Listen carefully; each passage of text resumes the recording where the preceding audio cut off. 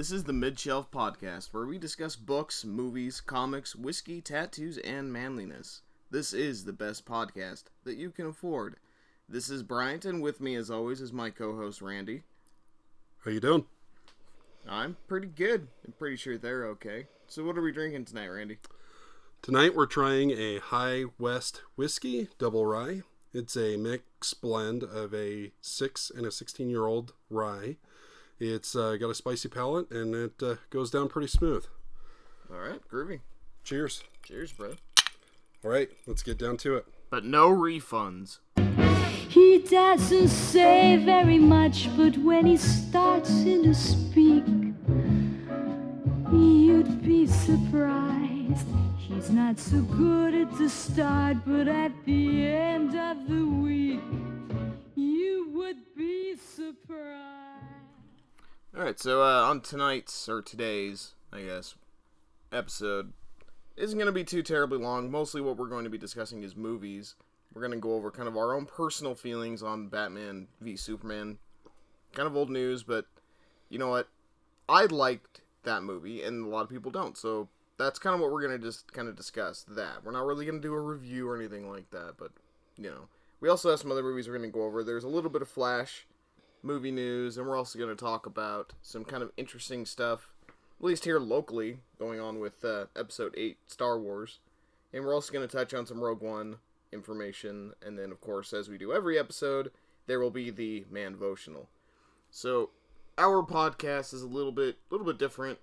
You know, we talk about the nerd kind of culture-y stuff. A lot of people will do that, which is totally cool. Which we do focus on that, but we also like to focus on how we can, you know, better ourselves and all those kinds of things. Just because, I don't know about you, Randy, but I get a little bit exhausted and tired of various stigmas and things that get associated with pop culture and nerd culture and things like that. And people give into it because pop culture and nerd culture is such a popular mainstream thing that they get kind of that top level of it, and they run it almost like a parody, and then they introduce all these sissy kind of bullcrap to it. Anyway, I'm tired of it. Yeah, no, I agree, and this is definitely some of the theme that we like to bring to this podcast and talk about, because I get sick of it too a lot of these times, you know. Yeah, and one way I like to equate it, and don't get us wrong, we're not complaining, it's just our point of view, you know, whatever, screw you, we're right most of the time. But the way I like to equate it is a lot of pop culture and these nerd culture type things, you can equate it to those jackasses who grow their beard out really long and wear like lumberjack stuff, but they don't know how to change a tire. Yeah. You know what I mean? We're trying to present it as gentlemen that actually know how to change a tire, and we're actual men. Mm-hmm. And we want to go back to that roots, you know, because there's a lot of nerds like that. And I think most of them are just genuine dudes. They're real guys.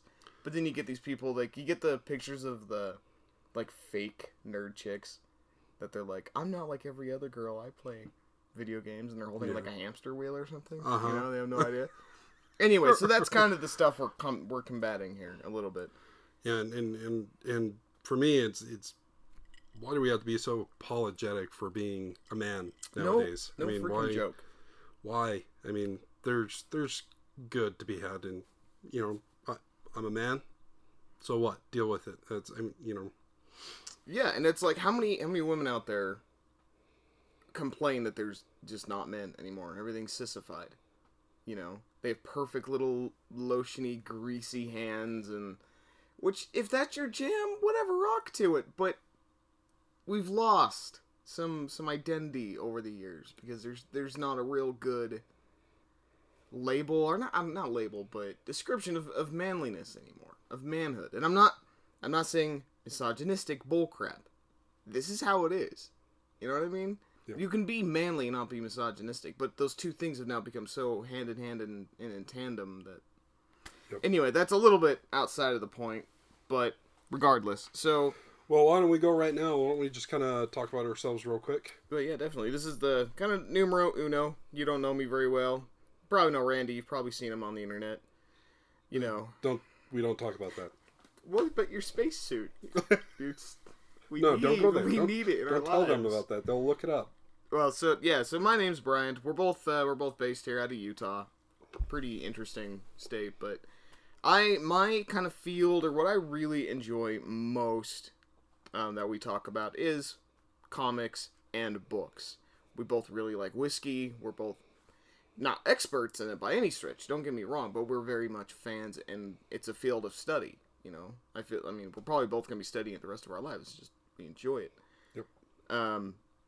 Randy, though, his focus, his desires, or whatever, they're a little bit different. They're definitely within nerd culture, you know? I mean, we both went to the opening of Star Wars, and we geeked out and cried like little girls and stuff. It was fantastic.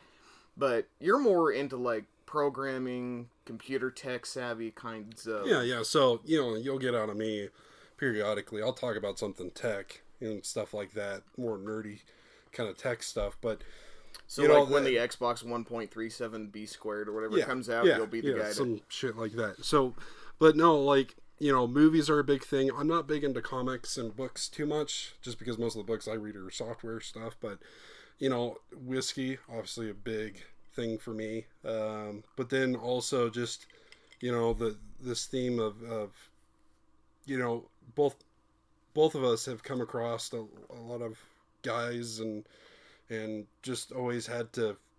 Brian and I have always felt like we've needed to, like, coach some of these guys sometimes. No it's just because they lose their way in the way of all the stuff that's out there and stuff like that. So I really feel strongly about that.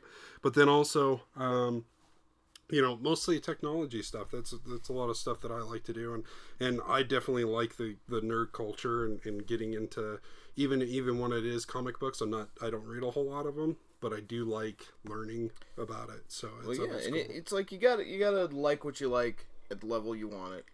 You know, you just rock to your own jam at the level you want. You know what I mean? You may not like comics, but you like that world. You like the MCU and all that, and that's totally cool. You don't need to know Peter Parker's blood type from 1967. You don't need... who cares? Yeah. You know, and, you know, there's probably some people who would hear that and be like, oh! And disagree with you. Yeah. But unless you have a whole closet of comic books, you're not a real comic book. Shut the hell up, Frank. No, you don't know me. Yep. All right, well, let's get down to business. Let's talk about the first one. Yeah, so it's Batman versus Superman. I bought my ticket 3 months in advance. Super stoked. And I was definitely one of the people who was not happy when they cast, what's his name? Batfleck. Ben Affleck. Yeah, we were all worried about that one. Holy crap. I thought it was a joke. Like, when they announced it, I'm like, ha! You mean they hired or cast the guy who played Dredd, right? Yeah. What is it, Carl Urban or whatever? Yeah. Yeah, I'm like, they cast him, right? Yeah, totally that's him. who they did. Yeah. Not, oh my. Huh.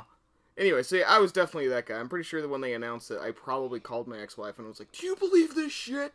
She's like, I'm busy. I'm a professional. I'm like, no, you're not. We're comic books here. This is important. Anyway. But yeah, so that's kind of the first topic of discussion. One reason I want to talk about it, I mean, it's been out, a month? Yep.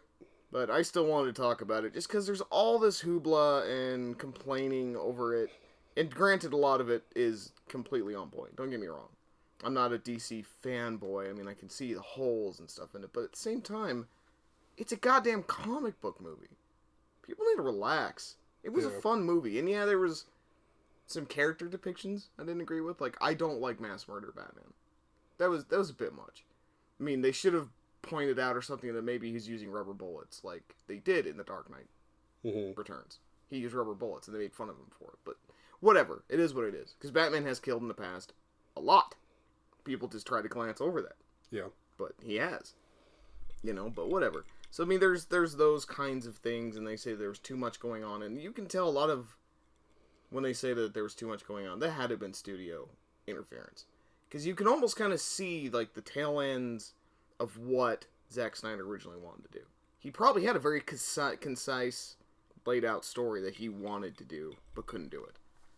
You know what I mean? Yeah. And then the studio's like, well, no, we gotta keep up with Marvel, or, you know, whatever. So then they had their little grubby little hands in it, and now you got this huge mess that the original cut was said to be over 4 hours.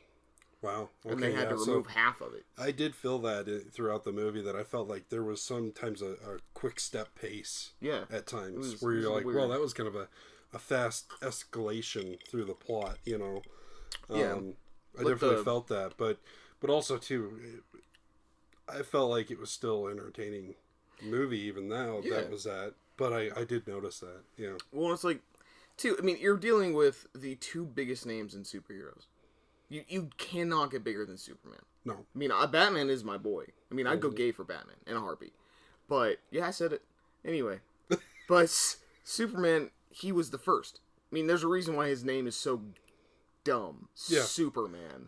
It's so on point. It's cliche. It's it's definitely Superman. You know. Okay, we get it. He's super. Yeah. I mean, first congrats. He's definitely out there. So. Are you telling me he can shoot little versions of himself out of his hands? Amazing! Print it, Simon. That was a real thing, by the way. He really did shoot little Supermans out of his hands for a while. Nice. It was ridiculous. Did not know that. To be fair, though, Batman used to have rainbow-colored suits. But, you know, whatever. It's neither here nor there, because, you know, whatever. Batman also used to use the 38. But he was badass. Big ol' ears. What were we talking about? So what about the... what were some of the worst complaints that you've seen online that you're just... Well, I think a lot of those really heavy-duty complaints were to do with, one, the pacing. Mm-hmm. And they said there was a lot going on. It was hard to follow. And hard to follow because they were lazy. And they just want a very Marvel-esque... Which is silly, because you shouldn't have the same thing between Marvel and DC. Well, there should be differentiation. Yeah, there should be there was a huge differentiation between comics. I mean, why wouldn't they do that with the movies? I mean, well, it's like... Marvel's cool. I like Marvel movies. I haven't been big into Marvel comics because that you know, it's not my jam. Whatever. I mean, I grew up on Spider-Man. I read Spider-Man all day, every day. Freaking loved him. But anyway. But their movies, they're a little more lighthearted, you know, and they have a very simple formula that they use in every movie. Introduction, some kind of minor problem, they learn their powers, they go through their steps, throw away bad guy. That's Marvel. DC didn't want to do that. They want to make one overarching story. That's it. That's told through multiple movies. Like Marvel, they have 5 movies come out all at once that are all within relatively the right time or same time, right? And then there's stages. DC isn't doing that. So a lot of the complaints I've read is the pacing of it. You know, because they're trying to cram so much into it. And yeah, there was a lot in it. And they could have removed a whole lot. Like, I loved Wonder Woman's portrayal, but she could have been left out. I mean, she really could have. But they had to include some way to try to introduce more characters and so on and so forth, which is fine, you know, whatever. But that was a huge complaint. But they're trying to play catch-up, which is stupid. They should have just let Zack Snyder make the movie he wanted to make. And that's the other complaint that really irritates me, is everyone hates on Zack Snyder, but why? Have you not seen any other of his comic book movies? They're masterpieces. He loves comics, and he reads them adamantly. You read, or you watch 300 or Watchmen, it's like you're reading the goddamn comic books. I mean, I know Watchmen ended differently, but for crying out loud, no, Alan Moore told him, I like your ending better. Yeah. So, when you get fuzzy head assholes saying, I like your ending better, I'm pretty sure that you can give him a pass. But I like him. I think people just hate on him for whatever reason. They have a stick up their ass about him. But he makes excellent comic book movies. And his portrayal of the characters, I thought, was spot on. You know, I mean, except for the murdering Batman thing. I mean, he does murder, but whatever, regardless. His fighting style was straight up Batman. You know, good on Ben Affleck. He did a really good job. Yeah, no, I'll say that about... Well, and also, too, I mean, even when we got Man of Steel... you know, what they did with those actors has been amazing. I mean, they both look like their parts. You know, like when we were talking about it, you know, Superman has this alien kind of look to him that just like, that's not possible for a human. Yeah, to look that way. The way they made him work out and stuff. Yeah, he is not in any way like a real strong man, because strong men don't look like that. Yeah. He's very much a comic book, But then how they beefed up Ben Affleck. I mean, he just is he was brawly. Huge. I mean, he's huge. Yeah. And that was just crazy. Awesome. It was awesome. And good on them for putting in that effort. Well, yeah, definitely. And like the way they told the story, they took risks. Marvel doesn't take risks. No. They are formulaic to a T. They don't take risks at all. They change it up a little bit of like the tone. Like Winter Soldier was very much spy movie Jason Bourne-esque kind of movie. Very cool. Thor 2 was a little more Game of Thronesy, which makes sense because the guy who did that movie did Game of Thrones. Anyway, they do tonal shifts, but it's very predictable. It's the same shit every time. DC went, you know what? We're going to grow a pair. We're going to do something a little bit different. And good on them. We need some daring stuff. It wasn't a perfect movie, but it had a lot of really good elements. It was a fantastic seed. And, you know, now you're going to get Suicide Squad, and I'm kind of iffy on that movie, but I'm hopeful at the same time. A lot of people are excited about that one, too, but we'll see how that goes. And there's a lot of cool rumors and crap we can talk about. But with Batman versus Superman, the last thing I was going to say is a lot of the complaints, too, besides Batman's portrayal, or his character, was Superman's. I thought it was perfect.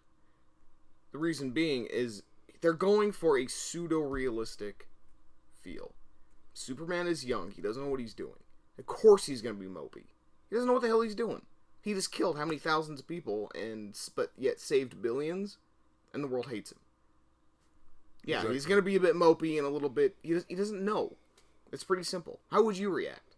I thought his struggle, his emotional struggles in the movie were relatable. They were good. Obviously he could have been portrayed a little better, but it was good. And, don't we go to movies to be entertained, ultimately? Exactly. The movie was entertaining. It was good. But you had a bunch of jackasses on Rotten Tomatoes who said it was bad. And now every dork on the planet says, oh, it was bad. I watch Marvel. No, shut up. It was a good movie and you know it. Don't be a dick. You know? Yep. Pop open a beer and just be happy. You know? Yep. Hug your family. It was worth the 2 hours. Yeah! It was awesome. A good movie. Whatever. And I'll be buying it. That's for sure. He threw punches. You know, explosions. It was great. All right, so on to the next one. Let's talk a little bit about the Flash movie news. Yeah, so outside of Batman, Flash is my favorite superhero. I think now I'm not talking Wally West or any of them. I'm talking Barry Allen. He's my favorite version of the Flash. They all have their own, grooviness to them, but I like Barry Allen. He wasn't the first, but I still like him. But regardless, the Flash movie was pushed back. I think it was originally slated for like a really late 2017 release date. But right now, it's been pushed back to March 16th. And I think that the negative reaction for Batman vs. Superman has really terrified DC. And so they've been shuffling around a whole lot of projects and rearranging and everything else. But the Flash is now slated for March 16th, when it was a whole lot earlier. And it's because the director decided that he was going to leave. Now, he said that it was for creative differences. His name is Seth Grahame-Smith. He did one of the Fast and Furious movies. Which okay. I'm not a big fan of Fast and Furious movies because I think they're stupid and Vin Diesel's head looks like a rejected potato. But that's neither here or there. That's neither here nor there. I just wanted to say something bad about Vin Diesel. Anyway, so the Seth Grahame-Smith, he said that he was leaving over creative differences. But again, I bet it's because he was a fairly unknown person, and I don't know how much he had to do with the Fast and Furious movie. He could have been like a co-director or some crazy thing, because that would have been like his first real big foray into movies. But the studio actually came out and basically said, now this was pulled off of the Wrap, but they basically said Warner Bros. Is said to be very pleased with his script, Grahame-Smith, script, but they ultimately wanted a more experienced filmmaker, and it's probably because they got Zack Snyder, who's very, very familiar, very experienced, and then they went and ruined his movie, and now they're all terrified because it didn't get very good reviews. So now they're shifting a whole bunch of stuff, but they still like his script and stuff. But it's just sad because I was super looking forward to it, and I don't want to go back to Batman vs Superman, but I'm going to because, All right, go there. I love what they're doing with it. For the one reason, the Flash scene in that movie, when he shows up and they have that weird dark side, post-apocalyptic. You don't know if it's a dream or if it was actually the future. Mm-hmm. I love that because that's how they do it in the comic books. It's not right out of, but it's very reminiscent of the Flashpoint paradox. When the Flash has to go back in time, and he saves his mother, but it jacks everything up. So then he has to try to go back in time again to not let himself save his mother. It just reminded me of that. Because it's the Flash going back in time, messing it up, and then going, damn it, I went back too soon. Alright, Bruce. Check this shit out. It's about to hit the fan, bro. You don't even know. Look at my big robotic suit. That doesn't make any sense. Anyway. I love that it's setting it up that way. But, anyway, so that was all it. Just the Flash was pushed back, which is sad. It makes me sad, and I need gummy worms and whiskey in my life over it. All right, so the next thing that we had on here, just a little bit of cool news for local Utah. The next Star Wars movie to be filmed near Orem, Utah. So just outside of the city. So it sounds like that they will be needing extras. So that's kind of cool. Some people in the local area I could will be a able rock. to... Yeah, so we might have to try and find out where we can, try out for it. We could be slaves. Yes, we could. I could definitely see myself as some weird alien dude with a bunch of prisoners, you being one of the small prisoners behind me. Anyways, so that's really cool. And we'll have to see where that comes from. The only thing I think is stupid is Utah giving kickbacks to production for movies, because I don't really think that ever helps the state, but not politics. Probably, but it's a little bit of incentive, I guess, for them to bring their money here. And, maybe it brings tourism or something. Because that one canyon or whatever in California where they shot the Star Trek episode, out in the desert where he fights the lizard guy. I'm having a brain cramp. Holy crap. Well, anyway, that was out in... this is Star Wars. I'm just saying, out in Star Trek, everyone stops in that one little spot in the canyon so they can reenact that really god-awful fight scene. So maybe that's what they're going for. Okay. Star Trek popularity, man. Yeah, that's Star not going to happen Wars with may Star never Wars. get there. No, not that kind of fandom. Anyways, so we also wanted to talk real quick about Rogue One. And Bryant found a little interesting news about the one of the actors. And kind of got released what his role is actually going to be. So like a couple days ago, the actor who's playing an unnamed, at least at this point, an unnamed bad guy, who the big rumor is that he was a designer of the Death Star. Anyway, his name is Mads Mikkelsen. He plays Hannibal in the TV show. He played Scar Eye or whatever the hell that guy's name is in Casino. Lashif! In 007. Yeah, Casino he's Royale. awesome. That guy's awesome. Anyway, so this Mads Mikkelsen, he was doing an interview, and he happened to let out that he was the main protagonist. I think, what's his name? Ren? Yeah, I'm pretty sure her name's Ren. I can't remember. I can't remember either. That's terrible. We should be better prepared. Anyway, so Ren, we'll go with Ren. Because you're not going to research it. That's why you're listening to us. Just say Ren to all your friends. You'll be popular. Promise. Anyway, so he accidentally let it slip that he was her dad. Which was kind of a rumor anyway, that's how she gets the plans to the Death Star. But... Yeah, so that's interesting. So I really like the direction that I've seen, like in the trailers of this. I've never... correct me if I'm wrong. This is supposed to be happening... Is it between... It's between 3 and 4. Yeah, it's in between The Empire Strikes Back and The Return of the Jedi. Yeah. So I remember in Return of the Jedi, they had the battle plan meeting, and the girl in the white dress with the short red hair, she was saying, and she had mentioned, I can't remember what she said, but she said lives were lost in getting this information. Yeah, that's what the story, it's exactly and that's what this story is about, is that, that whole thing, because she actually reprises her role in this one. Well, it's a new actress. Is it a new actress? I thought it was the same actress. It's a new actress. I can't remember. But because I read this article about all the stuff they had to do to find one that looked like her and everything they do to her. But so that seems to be the tone. So with that, it seems like they may be the in to how they got it. It was a daughter of one of the generals. Yeah, and it would totally make sense. That's really cool. Well, and it's cool because I've read all these different rumors too that it's helping establish Episode 8. Because there's a scene in the trailer that, I mean, it's really, really quick. But if you recall, there's this big, like, chamber in this big round room. Like a big glass tube. And there's some royal guards there. And then this Mads Mikkelsen, the unknown character, he's in a robe and he's looking at this chamber. And then it cuts away. One of the biggest prevailing kind of rumors is that Snoke is in that chamber. And that Mikkelsen's character is like conversing with them about the designs of the Death Star. So the idea is that Snoke helped him design the Death Star, or that he was in this chamber for some reason. Like he was Lord, what's his name? Lord Sidious's master.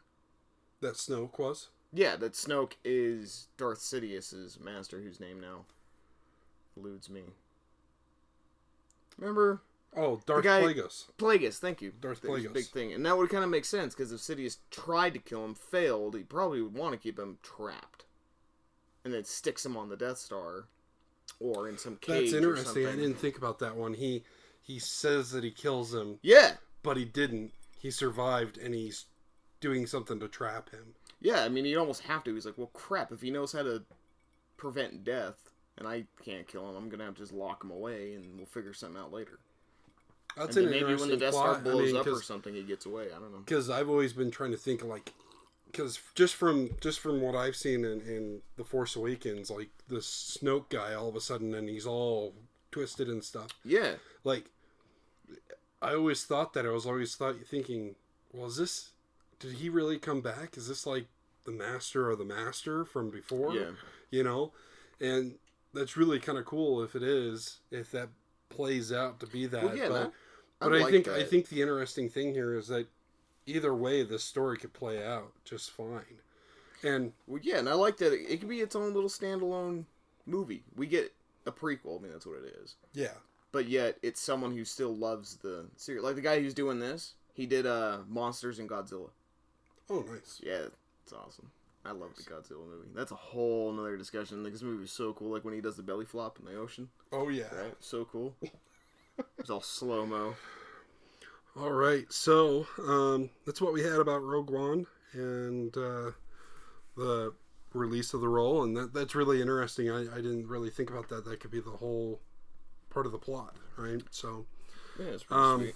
all right, so now we're gonna have, like we do at the end of every episode, we're gonna have our manvotional. So, yeah, this podcast is going to be, it's a little bit smaller than we usually do. But, like I say, it's quickie. Not necessarily quick, but... Anyway. So, yeah, we do these things called manvotionals at the end. And it's not necessarily completely geared towards men. If you're a lady, which by woman I mean you have a vagina, not that you would identify as a woman. Shut up. Yeah, I said that too. I went from gay Batman to admit you have hanger downs. Anyway.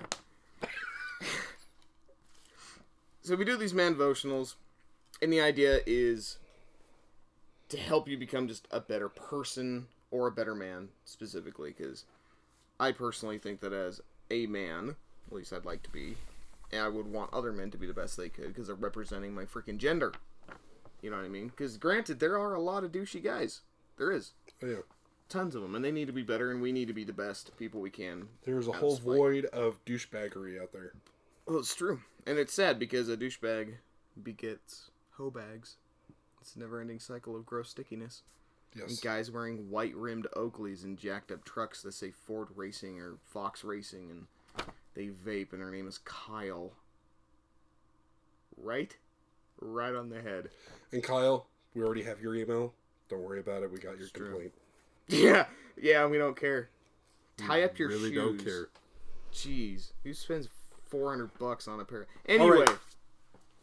So yeah, this manvotion number 1, very simple. So, what I was going for. So, every day, us guys we're basically faced with a society that demeans manhood, but also while trying to neuter and pacify what has always been considered manliness. So, chopping sticks and holding up doors for lady friends and whatever, you know what I mean? Mm-hmm. They're always trying to pacify and neuter that because it's misogynistic. It's always professed and it's pushed nearly into every crease of our society that the idea of being manly is misogynistic, which is silly, and it's just a way of people playing victim, which is sad, because people are better than that.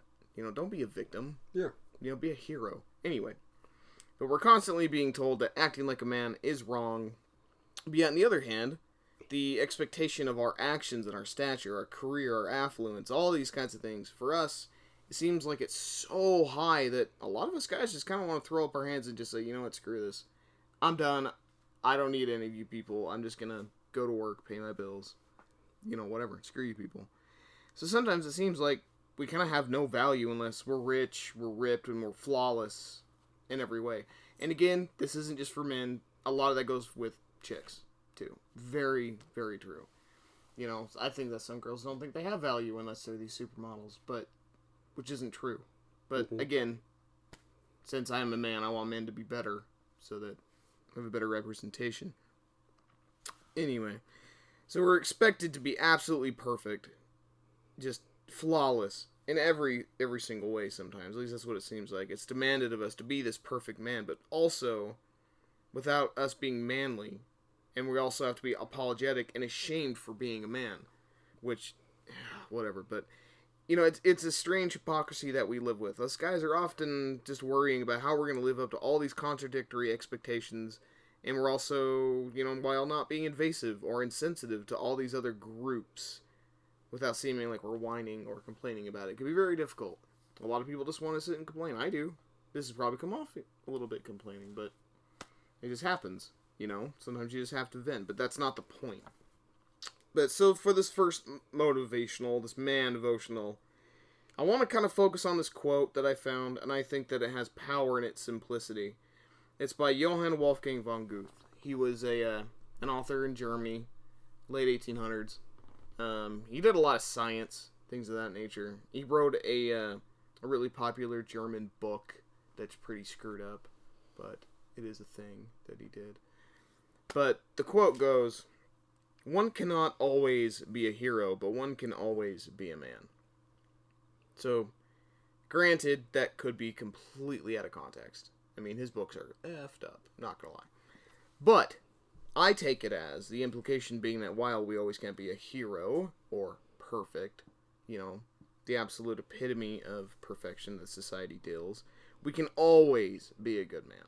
Always. Regardless of the situation. We have that capacity and to be good. So, but that also sort of begs the question of what makes a good man. What makes a real man. Because that's so, especially in today's day and age, that definition is so blurred and so crazy we don't know. You know, and quite frankly, it's really complicated and nearly impossible to answer. But I boiled it down to 3 things that I think we could all focus on. You know, 3 sort of just generals. The first one being is how does he act towards the world around him? You know what I mean? Mm-hmm. So what I mean by that is, we as dudes, are we being spiteful? You know, to the world around us? Do we whine about our circumstances? You know, these kinds of things. Are we being envious of the world around us? Or jealous, or what have you? The other thing that I wanted to bring up about this, how does he act towards the world? Do we, or do you, or he, however you want to look at that, do we ever facilitate or participate in this weird, this cultural phenomenon of acting like an uneducated jackass? Because there's a huge movement of acting stupid. Talking stupid. Not being eloquent in the way you present yourself in your speech. That doesn't help anything. That's not a man, that's an idiot. That's a child. Don't act like that. And you're bringing down the world with you. You know, be better than that. You know, be the best version of yourself intellectually that you can. You owe it to the rest of the world to be the best you can. And yes, intelligence is a part of that. If you say, yeah, boy, without trying to be ironic or funny, you're an idiot. Go to school. Change your pants. You know, learn how to make a coffee. Something. Anyway, the last thing with the how you act towards the world is obviously show our planet with some respect. You know, pick up after yourself, go recycle, go outside and stare at a maple leaf. Something. Enjoy it. It's the only world that we have. Love it and respect it. You know, a man does these things. He doesn't throw his garbage out the window on the freeway. Because he respects and the world for what it is. You know, it's a beautiful place. We should keep it that way. Anyway, the second point, how he acts towards others. So by that, I mean, are we being honest with those around us? Are we kind to those around us? Because we can always be kind, even if we don't like somebody. It's showing respect. And by respect, I don't mean like you have to earn my respect. You can show people respect because they're a human. You don't have to like them. But, so, show respect to these others, even when we disagree with them. I mean, you can argue with someone and still show respect and not have to compromise your values. Right? It's all about having nice discussion. Yeah, no, because, I mean, you run into that every time. I come across that every time I'm at work, you know. Mm-hmm. In software development, here's the thing. There's a really cliche thing. It still is pretty mainly men in my field. And so I've come across a couple of situations where I've had clients that have their own personnel that are women. And, I mean, they're just completely rude to people. And even, not even just women, but others as well. Just because they feel like they've done this for so long, they know everything that there is to know. Yeah. And you come across these people, and it's totally uncalled for. Why do you have to be like that? You don't have to. You can definitely. still hold your value, your high level of intelligence, and you can still put that out without putting people down and just being completely rude to them. Well, yeah, I mean, totally. Them. You gotta provide that fulfilling conversation, and it's good to have debate. It is. It's good to have contradictory opinions because you build stronger things. That's exactly. But you can still debate and be respectful to somebody. Yes, exactly. Because there's a very distinct line between conversation and debate and arguments. Because an argument, it comes from a place of absolute emotion. You are not going to be the best version of yourself when you're emotional. It's just not. And you're not going to show respect. And when you start having an argument based out of emotion, you're no longer dealing with facts. You're no longer dealing with it is or it isn't. It's this is how I feel about it. And you're not going to get anywhere with it. So be a better man. Think about how you act towards others. You know, and how you present yourself towards others. And how you treat and converse with one another. But at the same time, you don't need to be a little sissy and back out. And back away from people. Just show some respect. You know, stand up tall, look them in the eye, but at the same time recognize that they may not agree with you.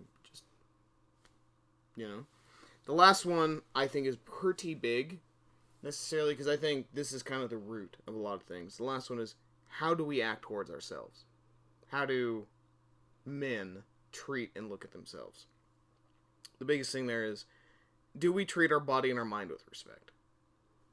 You know, with the body, obviously, are you self-harming? Do you abuse intoxicating type chemicals and substances? Me and Randy, right now, we are drinking whiskey as we're recording this. But we're adults. We respect what it is. We enjoy it. We move forward. We don't abuse it. You need to take care of your body, you know, show yourself some love, some respect. You know, these kinds of intoxicants can be absolutely pleasant. They can grant you and show you experiences you wouldn't have ever had without them. But do it in moderation. Be smart. Respect and love yourself enough to know where your limits are. You know what I mean? You gotta make sure you take care of business. Pay your damn taxes first. Yeah. And then have a whiskey. Yeah, then you go home and have a whiskey or take a bong hit. I don't really care what you do. But that's kind of the point. Just keep it pleasant. Don't destroy yourself. The other thing about how treat your mind with respect. One thing that I suffer with is putting myself down a lot. It happens, and a lot of guys do. Don't do that crap. Once you start looking down on yourself, that starts propagating into other areas of your life. You're going to start saying your work isn't good enough, and you're going to start just getting mad. Things of this, you know, so you got to love yourself. Whether you want to or not. Love what you are. Even if you're a piece of shit. Love that you're a piece of shit. And then be better. You know what I mean? We are what we are. You got to keep your mind healthy. So, by keep your mind healthy, read a book. You know, go out and look at a sunset and try to write poems based on it. Something. You got to broaden yourself. You got to flex your mind. And even if you think it's stupid, it'll make you feel better. It'll make you more productive, and that'll fall into everything else. You'll be nicer to everybody else. You'll have something to contribute to the world around you. Everything will be better because of it. Do not be in one state. It's always being an internal learner is really important. I mean, I continually try and learn things every day that I can. Yeah, you got to find new passions. You know, study, dive into something. You know, even if your passion is painting walnuts, who cares? That's your jam. Do it. You know, if you love it, it'll make you happier. So, and then, like, don't be embarrassed by what you like. Like I say, if you like painting walnuts, be the best at it. You'll love it. You'll get more confidence. And guess what? People like weird stuff. And people like confidence. People like excitement. Like, if Gentleman with Painted Walnuts was your buddy and he came up and he's like, dude, check out my walnuts. As long as you're a good person, you might make fun of him. I mean, if Randy came up and talked about his painted walnuts, I'd rip him in half. But at the same time, I drew a box and he that's true. Tore me for that one. But that's true. He was paid to draw boxes. But at the same time, I'd be like, yeah, that's pretty cool. But at the same time, I'd respect him a little bit more. I'd be like, yeah, that's pretty cool, man. Show me your walnuts. Because it's what his jam. It's what his joy is, Love what you do and don't be embarrassed by it. As long as you're not hurting anybody else, just enjoy it. You gotta love what you do. The other, kind of the last thing, which in no way is the least thing, you gotta love your body. And I don't mean going to the corner and, waste a tub of mayonnaise. What I mean by that is go on a walk. Exercise. Walk up and down the stairs. Take a dog on a walk. Throw a ball around. Make love to your woman. You know what I'm saying? You know what I'm saying. You gotta keep yourself healthy that way. It'll make you happy. It'll make those around you happy. You'll be a better man. You'll start treating others and the world better. Now, this isn't all this all-inclusive list. If you follow every single thing, you'll be a good man. No. It's fluid. It's liquid. Things change. But I think it's a good place to start. Now, but even if you do all of this and you generally try to better yourself, the last thing you need to understand is there will always be groups of entitled, whiny little asshats that just want so desperately to put that blame onto others so they can create a villain out of you. And then that way they can play a victim. They don't have to be self-responsible for anything because they're a victim. But we'll never, ever be the exact versions of ourselves that every single person, will make them happy. There's no way to do that. But as long as we show our planet and our fellow man and ourselves some love and respect, but yet we can also be firm in our values and our convictions, we can still be good people in spite of these jackasses who try to tell us we're not. So, and we'll work on becoming superheroes later. I'm gonna fly. Yeah, you will. With Mr. Majestic, you know what I'm saying? All right. Well, that's it for the manvotional. Thanks for tuning in tonight. Please look for more later. And, yeah, like us on Facebook and all that kind of good stuff. Because, we do that. We got Twitters. Oh, yeah, Twitters. Forgot about that part of it. So, just follow us on Twitter. It's Bryant_Midshelf or Randy_Midshelf. Yeah, totally. Tweet us some questions. We'll probably answer it. Maybe. Probably not. Probably not, because, we have But jobs. that's okay. We'll read them, and we will laugh. And if, we'll get on. But we do also have the Facebook. Go like the Facebook. Check us out on, was it SoundCloud? SoundCloud. Master Chief's Toy Truck, or whatever the site whatever is. That is. Yeah. What you're listening to right now. Yeah. The power of the internet. Amazing. Anyway, well, that was our show. Thanks for listening. The views and opinions expressed in the Midshelf podcast are probably right, so don't be a little bitch. Yeah, Becky.